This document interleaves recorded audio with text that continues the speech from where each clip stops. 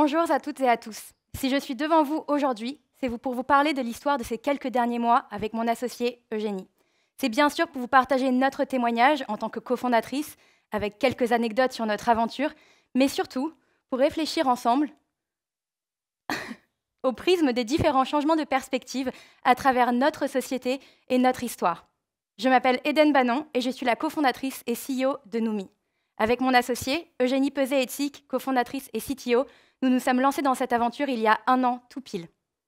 Eugénie et moi avons des parcours très complémentaires, mais surtout, nous sommes animés par une même ambition, un même drive, un même état d'esprit. Eugénie est une scientifique exceptionnelle. Elle a passé plus de 7 années de recherche académique parmi les meilleures institutions académiques du monde. Elle est diplômée d'AgroParisTech, ce qui me fait un vrai plaisir aujourd'hui d'être devant vous, et elle a aussi réalisé sa thèse au Collège de France, puis son postdoc à Columbia, à New York. Première coïncidence peut-être, nous étions toutes les deux basées aux États-Unis au même moment de nos vies. De mon côté, j'ai un parcours tourné vers l'entrepreneuriat et le monde de l'investissement. J'ai eu la chance d'accompagner des dizaines d'entrepreneurs dans la création de leur start-up. Vous reconnaissez peut-être ici Station F, les bancs de Station F, le plus grand campus de start-up au monde. J'y ai passé 3 années à accompagner des start-up deep tech, biotech, software, à travers le programme d'Entrepreneur First. Et c'est là peut-être le vrai premier changement de perspective, celui où je suis passée de la structure d'accompagnant à la structure d'entrepreneur. Spoiler alerte, je vais vous dire que c'est un vrai bonheur. Je devais vraiment le vivre moi-même. Je me donnais corps et âme pour accompagner des entrepreneurs à trouver leurs associés, à créer leur boîte dans les premiers mois, à déterminer leur marché. Et j'avais leur enthousiasme et leur détermination, c'était juste devenu contagieux. Il fallait que je le vise. Comme je vous disais, c'était une évidence pour moi de passer de l'autre côté de la table. Et on parle d'un roller coaster quand on parle de l'entrepreneuriat, des fameuses montagnes russes. Et c'est vrai qu'en regardant les 12 derniers mois qui se sont écoulés avec mon associée Eugénie, c'est vraiment le cas. Mais c'est un vrai plaisir de franchir chaque étape avec elle et les personnes qui travaillent avec nous et qui soutiennent notre projet. Si je devais résumer ces 12 derniers mois, je vais en parler avec quelques instants importants de vie. Tout d'abord, notre association. Ça, c'était en janvier 2023. On a commencé par des premières discussions et très vite, on est rentré dans le vif du sujet. Pourquoi tu veux te lancer? Quelle est ton ambition? Qu'est-ce qui te pousse à te réveiller le matin? Très vite, on a conclu qu'en fait, on était animés par la même volonté et que la personne qu'on avait l'une en face de l'autre, c'était la personne qui nous tirait le plus vers le haut, celle qui nous faisait grandir. Et on a décidé de s'associer en janvier. Très vite, on a réussi à sécuriser un espace de laboratoire au Génopole, où on a pu démarrer nos premières expérimentations et établir une preuve de concept. Puis on nous a ouvert les portes d'un incubateur, où on a récupéré nos premiers bureaux. Là, comme vous pouvez voir sur notre visage, même si on bosse beaucoup, il y a aussi des moments où on célèbre des premières victoires. Quelques minutes avant cette photo, on venait de recevoir par email notre première offre d'investissement d'un fonds d'investissement. On regardait le futur avec des étoiles plein les yeux. La levée de fonds, elle s'est rapidement accélérée. Et en juin 2023, on avait sécurisé un tour de table de 3 millions d'euros. On a donc célébré ça autour d'un premier team building ensemble. Finalement, ça a permis de changer de perspective et de donner un deuxième souffle à notre entreprise. On a construit nos propres espaces de laboratoire qu'on a façonnés sur mesure. On a pris la casquette d'architecte pour créer des lieux de vie, un environnement de travail le plus épanouissement possible pour pouvoir avancer le plus rapidement possible dans cette aventure. On a réalisé nos premiers recrutements, des profils scientifiques curieux, passionnés, qui partageaient notre passion de rendre cette idée audacieuse en une réalité. Et aussi, c'est une première fois, comme ce premier TED aujourd'hui, ou des premières interviews TV, comme celle-ci à BFM. C'est aussi des concours où on se lance, et certains qu'on arrive à gagner. Mais enfin et surtout, cette aventure, c'est une aventure humaine. C'est une aventure qui nous lie avec Eugénie, où on passe des moments de nos vies, comme ce moment très important de la première grossesse d'Eugénie, qui fait qu'elle n'est pas là ce soir parce qu'elle attend son premier bébé dans les tout prochains jours, et qu'elle sera très vite concernée par le problème dont je vais vous parler juste après. Mais alors, qu'est-ce que c'est Noumi? Noumi, c'est une biotechnologie qui vise à produire du lait maternel in vitro par culture cellulaire, afin d'apporter une meilleure nutrition infantile et une nouvelle alternative à tous les parents dans le monde. Noumi, c'est cette société qui associe la science et l'entrepreneuriat, avec une bonne pincée d'ambition. Noumi, c'est ce projet qu'on porte avec Eugénie, 2 femmes animées par la volonté d'apporter à nos amis, nos sœurs, nos cousines, une solution quand l'allaitement n'est pas possible ou qu'il ne peut pas être réalisé dans la durée. Alors le thème des changements de perspective était très inspirant pour notre société. Et donc je vais résumer tout ça en 4 grands thèmes. Le premier de ces 4 thèmes, c'est comment est-ce qu'on passe de la recherche fondamentale à un projet véritablement scalable, à une technologie scalable applicable à l'échelle industrielle. Donc pour répondre à cette question, je voudrais démarrer avec vous et vous partager une citation de Steve Jobs qui nous inspire et qui résonne avec nous. The biggest innovation of the 21st century will be at the intersection of biology and technology.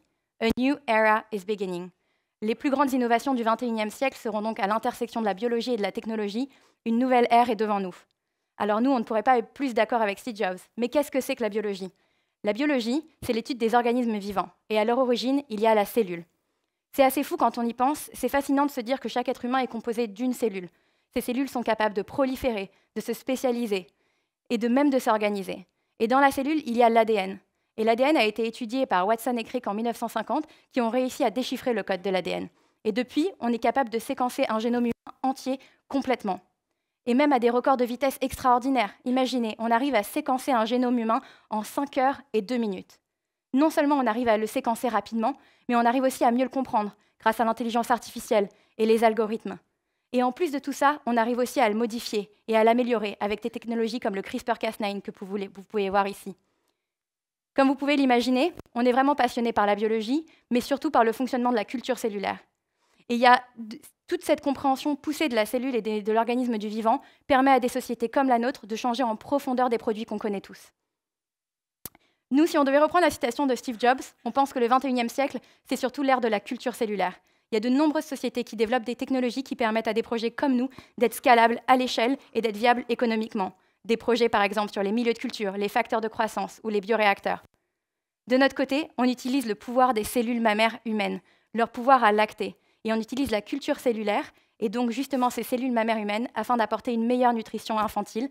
Et ça, c'est surtout pour améliorer, du coup, la santé des humains, à commencer par nos bébés. Mais alors, parlons du deuxième changement de perspective. Si on regarde un produit qu'on connaît tous, le lait infantile, et qu'on change de perspective pour radicalement changer notre vision de ce lait infantile. On est tous à un moment confrontés à une question, un choix sur la nutrition infantile, que ce soit pour nos enfants ou pour ceux de notre entourage proche. À cette question, 2 réponses sont possibles. L'allaitement maternel ou les formules infantiles. L'allaitement maternel, c'est la meilleure nutrition pour les bébés. Le lait maternel, en effet, c'est un fluide extrêmement complexe qui est composé de plus de 1500 constituants. Dedans, vous avez des protéines, des sucres complexes, des minéraux, des sels, bref, des acides gras. Et toute cette complexité, elle apporte de nombreux bienfaits pour le développement de l'enfant. Des bienfaits pour développer son immunité, pour réguler sa satiété et aussi pour le développement de son cerveau. Tous ces bienfaits, ils ont amené à un consensus. L'OMS, l'Organisation mondiale de la santé, recommande un allaitement minimum et exclusif pendant 6 mois. Mais dans la réalité, ces recommandations sont difficiles à tenir. 70% des femmes font face à des difficultés lorsqu'elles allaitent. Et ce chiffre ne tient même pas compte des femmes qui ne souhaitent tout simplement pas allaiter, un choix qui devrait être soutenu en 2024. L'alternative disponible sont les formules infantiles, mais ces alternatives ne sont pas compétitives en termes de nutrition. Par levée de main ici dans la salle, combien d'entre vous peuvent me dire si vous pensez que les formules infantiles proviennent du lait de vache? Allez-y. Ok, à peu près 40% d'entre vous. Je compte aussi des timides, donc on va dire 50% d'entre vous. En effet, vous avez raison. Ce sont 90% des formules infantiles qui sont à base de lait de vache. Mais quand on y pense, si on prend un peu de recul, est-ce qu'on pense vraiment que la nutrition qui est faite pour des veaux est adaptée à des nourrissons? Surtout quand on sait qu'un bébé veau pèse en moyenne 41 kg à sa naissance, contre 2,5 à 3,5 kg pour un nourrisson. Ça laisse un petit peu perplexe. Il y a donc des différences fondamentales entre la composition du lait de vache et la composition du lait humain. Par exemple, dans certaines protéines, les caséines de vache sont plus grandes que les caséines présentes dans le lait humain, et ça les rend difficiles à digérer pour les bébés. Il y a aussi une absence dans la complexité des sucres complexes, sachant que dans le lait humain, on en a 200 en variété. Et aussi, il y a un manque total de taurine, qui est aussi bénéficiaire pour le développement du nourrisson. Bref, toutes ces différences font que différentes espèces, différents besoins. Et ces différences, en plus de faire que les formules ne sont pas assez compétitives en termes de nutrition, elles sont aussi source d'allergies et d'intolérance pour environ 15% des bébés. Projetez-vous en tant que jeune parent, si vous ne l'êtes pas déjà. Vous devez changer 3, 4, 5, 6 fois de formule infantile avant d'en trouver une que votre enfant tolère, avec tout le stress que cela génère. Mais on a une bonne nouvelle à vous apporter. Avec Eugénie, on a décidé de changer de perspective et de regarder ce problème différemment, de le regarder comme une opportunité. On s'est dit, si le lait maternel, c'est la meilleure nutrition pour les bébés, pourquoi ne pas tâcher de le reproduire à l'échelle et d'apporter ses bienfaits à tous les enfants? Et donc, c'est la mission qu'on s'est donnée chez Noumi, reproduire la beauté du lait maternel in vivo, in vitro. Comment on fait? On a 3 étapes clés. D'abord, on cultive des cellules mammaires humaines dans un environnement contrôlé. On leur donne tout ce dont elles ont besoin pour s'épanouir. Ensuite, on initie la lactation, véritablement en miroir avec ce qui se passe dans le corps de la femme. Enfin, on récolte et on purifie le lait qui est produit afin de le rendre propre à la consommation. Finalement, si la technologie qu'on utilise est nouvelle, les fondements sur lesquels on est sont assez anciens. Les nourrices, c'est-à-dire le fait de nourrir son enfant avec le lait d'une autre mère, sont attestés depuis l'Antiquité. On les retrouve même dans les mythes grecs ou romains. Il y a ces citations, donc je voulais vous partager, qui datent de 1840 et qui analysent la situation dans les soieries. Donc Louis-René Villarmé dit « Presque tous les nouveau-nés sont placés en nourrice dans les départements voisins, car les mères gagnent plus d'argent à travailler dans les ateliers de soie plutôt qu'à élever leurs enfants. Elles récupèrent le bébé quand il est sevré ou bien quand il marche. » On a même des cultures où on parle de frères ou de sœurs de lait. Ça qualifie des enfants qui ont été nourris par une même femme. Et dans certaines cultures, ces frères ou sœurs de lait auraient même l'interdiction de se marier, comme s'il y avait un lien de sang qui les unissait après cet allaitement. Il y a aussi le don de lait qui s'est généralisé, notamment à destination des prématurés. Et vous avez même des personnes très connues aujourd'hui qui franchissent le pas, comme Serena Williams, la joueuse de tennis que vous connaissez tous, qui fait don de son propre lait. Elle explique sa démarche. « Je connais tellement de femmes extraordinaires qui adoptent ou ne peuvent pas produire du lait. C'était incroyable. Quelqu'un va donc récupérer du lait de super soldats. » Mais néanmoins, les banques de lait font face à des pénuries de stock importantes et les quantités sont insuffisantes. C'est pour ça qu'avec Noumi, on peut et on a pour mission, grâce à la science, de produire à l'échelle les bienfaits du lait et les rendre accessibles à tous. Mais alors, le troisième changement de perspective que je voulais partager avec vous, c'est comment la science peut nous permettre de créer le produit le plus naturel possible. En effet, on a souvent tendance à parler de la science et de ses procédés comme quelque chose de surnaturel, artificiel. On parle par exemple d'intelligence artificielle pour qualifier les innovations en machine learning, NLP, computer vision. Ça laisse des biais et ça instaure un préconçu selon lequel tout ce qui est fait par la science serait surnaturel ou opposé à la nature.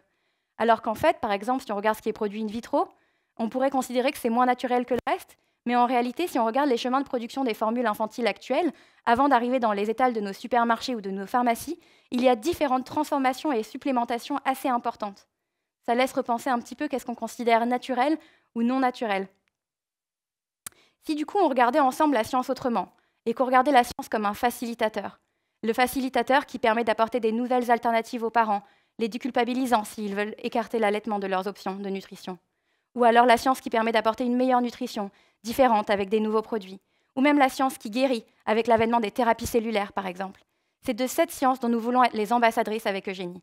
Et nous sommes convaincus que grâce à la science, nous pourrons apporter les produits les plus naturels possibles et répondre à des enjeux sociétaux, environnementaux, santé importants. Si finalement je vous invitais à aller encore un tout petit peu plus loin. En effet, on pense que les bienfaits du lait maternel sont pour les nourrissons. C'est évident et c'est attesté par de nombreuses revues scientifiques. Mais en fait, les bienfaits du lait maternel sont aussi très pertinents à différentes étapes de la vie. La nutrition spécialisée aujourd'hui s'est instaurée dans nos vies, dans nos quotidiens, avec des suppléments pour sportifs ou encore pour personnes âgées. Ces suppléments peuvent être de diverses origines, mais ils ne sont pas aussi bien adaptés à notre métabolisme que les sucres, par exemple, ou les protéines qu'on peut retrouver dans le lait maternel. Grâce à notre technologie, si on pouvait isoler certains constituants et les rendre accessibles pour améliorer la nutrition à différents âges de la vie. C'est bien dans cette mission, et en changeant de perspective, en challengeant le status quo, qu'on s'est lancé avec Eugénie et avec notre équipe chez Noumi. Alors finalement, dernier changement de perspective pour ce soir, comment passer d'une idée à une société? C'est bien ce changement de perspective qui a eu lieu quand on passait de notre idée sur le canapé de l'une, de l'autre, à une société qui activement développe sa technologie dans un laboratoire avec sa propre équipe, qu'on a dû passer par différentes étapes. Et ces étapes, elles ont toutes un fil rouge. Et ce fil rouge, c'est l'humain. Ce sont des rencontres extraordinaires, uniques, qui vous font avancer d'un pas de géant, comme celle avec nos investisseurs, qui ont cru en nous dès le tout début de notre aventure, ou encore celle avec notre premier employé, Gaël, qui a décidé de nous faire confiance avec son parcours professionnel, et on la remercie pour ça. C'est aussi des rencontres avec des entrepreneurs qui ont un impact tangible, concret sur l'environnement, la société, la santé. Des entrepreneurs qui ont tous une chose en commun, la résilience, celle de ne jamais accepter non comme une réponse, la résilience qui vous pousse à passer par la fenêtre quand la porte est fermée, la résilience qui nous unit, Eugénie et moi, qui fait que quand on en refuse un dossier, on va l'optimiser, l'améliorer jour après jour jusqu'à ce qu'on nous dise oui et qu'on l'accepte. Et cette résilience, il faut vraiment l'avoir et la garder tous les jours. Et finalement, en travaillant dans notre aventure, on a réalisé au fur et à mesure que pour rendre accessible le lait maternel à tous et la production de lait maternel in vitro, c'était bien plus qu'un défi scientifique. Il fallait créer une société opérationnelle solide. Et du coup, on a dû passer par des recrutements, consolider une équipe, et c'était pour nous un peu comme consolider une famille, où chaque personne apportait une brique nouvelle, une contribution unique, et on façonnait ensemble la culture d'entreprise de Noumi. Finalement, avec notre équipe, l'innovation, c'était devenu notre langage commun, et la résilience, notre force motrice. Donc finalement, pour conclure ce TED, je voulais vous parler un peu de ces changements de perspective. Et on réalise que les changements de perspective, ils sont à l'origine des startups qui ont changé notre quotidien, amélioré notre quotidien. Parce que ces startups et ces entrepreneurs, ils ont regardé des problèmes, des difficultés, et ils les ont regardés avec un regard nouveau pour y apporter une solution. Et c'est ça que je voulais partager avec vous aujourd'hui. Innovons ensemble, créons ensemble, valorisons la force du collectif, des compétences complémentaires pour regarder l'avenir de façon enthousiaste. Moi, c'est ça qui m'a donné envie.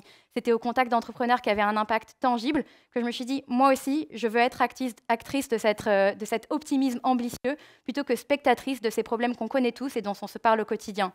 J'ai la conviction très forte qu'ensemble, si on valorise ce collectif et qu'on regarde les difficultés avec l'envie d'y apporter une solution et de les voir comme une opportunité, on peut répondre durablement aux challenges de demain.